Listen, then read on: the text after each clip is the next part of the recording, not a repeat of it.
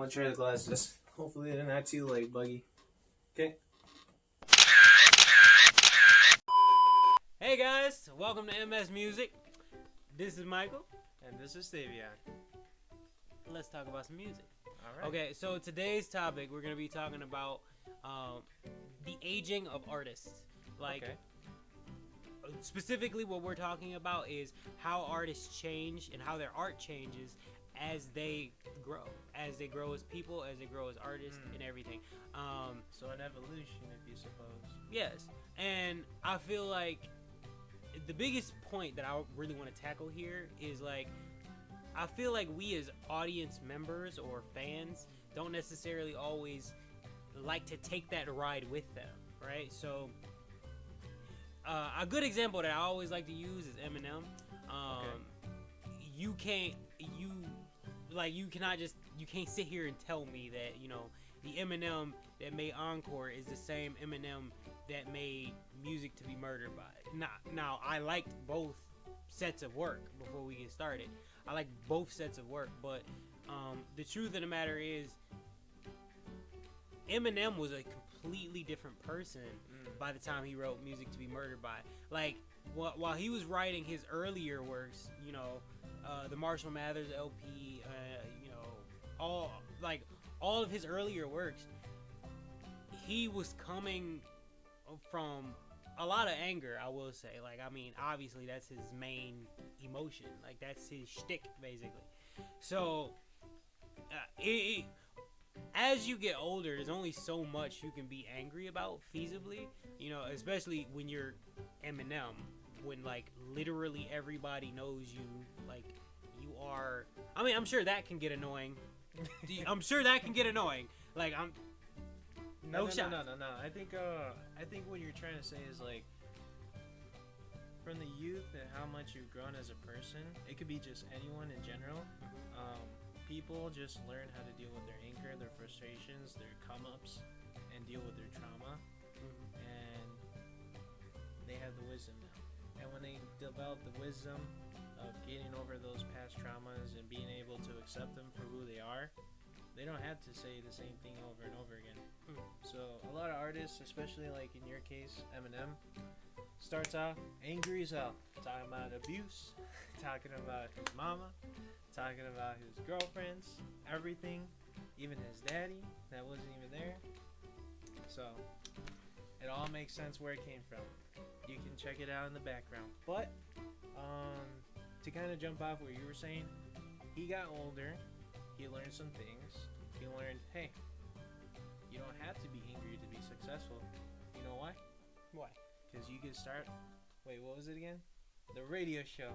What the Shade fuck? 45, baby. Yeah, sure, but like, You can make transactions. You can make investments. And when you get that done, you become lazy. That's where Encore came in, baby. You could change my mind later, but that's a hot topic right there. But basically, he just slowed down a lot. He didn't put in that much effort. He was just maintaining pop hits and staying relevant. Because that's really all he had to do. I guess there's a level of like, sure, that's fair, but like, and then most recently, he wanted to reprove himself and tell people, especially the OGs that followed him from the past and liked his lyrical skill and all his prowess, that he still has it. I mean, he always like, that's ingrained in him. That's Eminem. It's still Marshall Mathers. That's the real Slim Shady. Yeah. So let's just keep it. I want to just say this. Like, let's just keep it a buck. As a person and as an artist, he's grown. So I would expect therefore, for his artistry to grow with him, to change with him to a degree. So I was saying before that, you know, maybe this is just me. I would be interested in hearing him explore maybe a few other emotions other than pissed off or some derivative of that. Because one of my favorite... You'd be upset. But one of my favorite songs that he wrote was, you know, Mockingbird. Okay. I love that song. And he wasn't really necessarily angry in that song. It was more like... I don't even know how to explain the emotion that he was going through, but it was so intimate and it was so good. Like, I would want to see more works like that, and maybe see him, maybe, I don't know, open up a little bit more. But then again, maybe that might not be Eminem style or Eminem feel. So I don't know. That's more or less, I guess, up to him. But I would like to see more things, more diversity, other than, yeah, I'm pissed off. Yeah, I'm pissed off.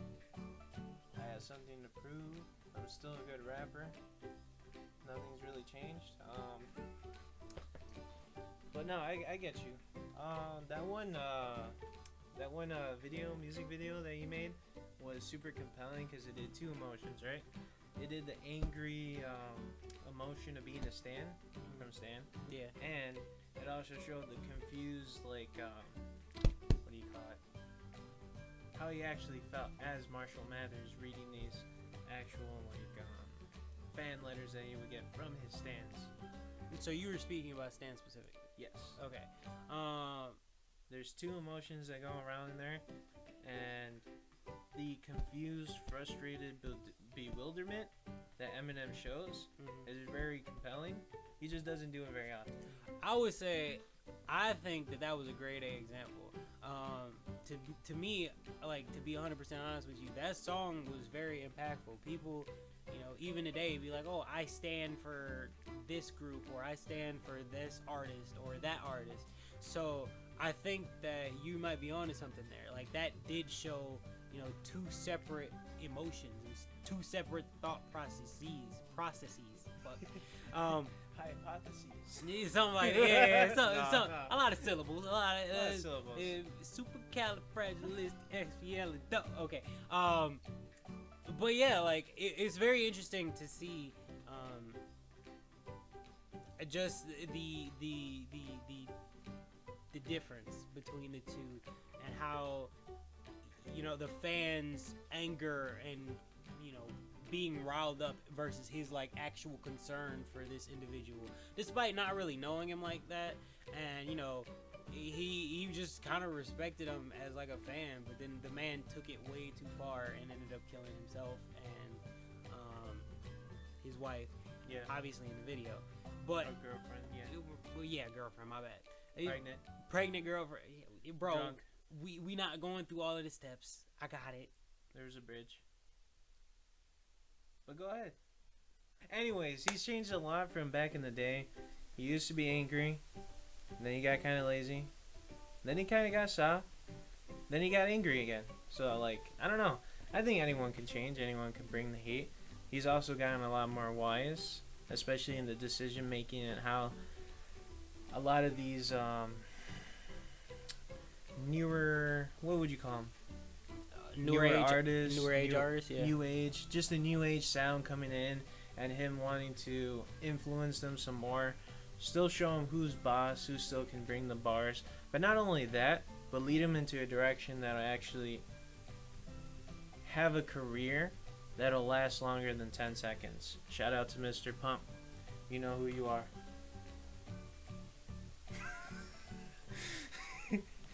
Anyways, we got great artists like J. Cole, Corday, a lot of these people up in the coming, Logic, but Logic none of them are old yet. Logic has, like, he's here already. What do you mean up and coming? Like, he at the function. I don't know. Okay, yeah.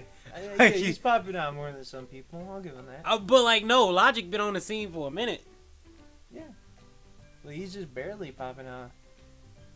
Besides that, you know, the pop hits. We don't speak of those. We just gonna agree to disagree here. Anyway, back to the meat and potatoes of what we talking about. Yes. A lot of the times you hear a lot of, you know, I really like this artist, or I really like that artist when they started, but not right now. I don't particularly like them as much, right? Yeah. And a lot of people attribute it to, you know, the music game, like the music machine. You know, they sold out. They sold to you know, Columbia Records industry. or to whoever. Record labels, managers, whoever you want to call them. And in some of the cases, I don't feel like that is the case, like at all. I just feel like that person just had a genuine change of mindset, heart, and capability. And when you mash all of those things together, you get somebody who just takes things from a different, dynamic. If you could take a person in their 20s and they're very, energetic.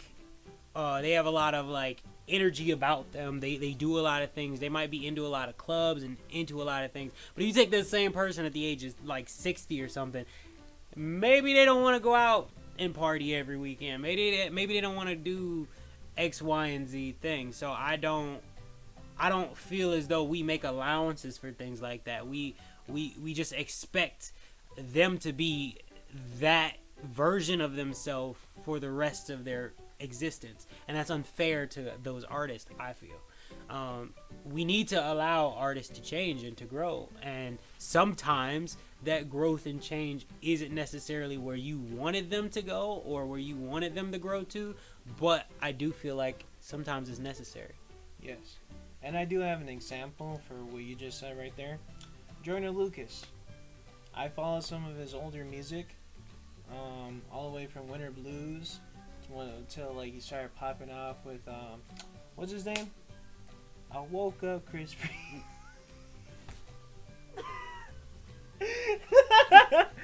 To Chris Brown, right? Yeah. So he did that song with Chris Brown. He started popping off, right? And all of a sudden he started changing his sound. He used to be called the real down to earth, real what would you call him? Yeah, he was a decent rapper. He had some bars and he talked about stuff. That's what he was. And then he started doing the songs with Chris Brown. He started doing the mumble rap killers where he'd do covers and just slaughter every song he was ever on. Every beat he would murder, and he was just trying to prove himself. And then after he proved himself, he signed with a record label, and a lot of people said that he just sold his soul to the group, to the music. But he did that song with Eminem. He popped off again, and then now he makes songs that anyone can listen to. And just as a jab, he did Yay Not Crazy. That was a jab at everyone that thought he was crazy. He wasn't gonna make the money. He wasn't gonna keep going. But he can do whatever the fuck he wants to do. I mean, hey, I like Joyner. He's a grown ass man, and a lot of people have shitted on him. Fair. That's fair. I like Joyner personally. I enjoy his music. And I see where you're coming from. I see where you're coming from. Yep. I guess to kind of wrap up everything we're saying with a nice little bow, I think we should be a little bit more forgiving and a little bit more, tolerant to change. We more tolerant to change, and give artists a little bit of freedom. They're not gonna be the Eminem at 50, 60. How old is he again? Eminem now is not ever going to be the Eminem at 20, 25, however old he was when he was making those first albums, or your favorite album, or whatever you want to say that was. He's just not gonna be that forever. Future ain't gonna be who he is forever. Drake ain't gonna be who he is. I don't know about that one either. Everybody is going to change at some point, and the audience is also going to change. We as audience members are going to grow up, and that's true. J. Cole said this when he was talking to your pump friend. One day they gonna get too old for that shit that made you blow up. One day them kids, I think it was one day them kids gonna grow up and get too old for that shit that made you blow up. Yep. And that's just true.